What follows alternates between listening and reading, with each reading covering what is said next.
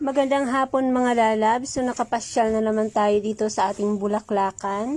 At kung napapansin niyo ay napakaraming bulaklak. So samantalahin yung pagkakataon na nandyan pa sila.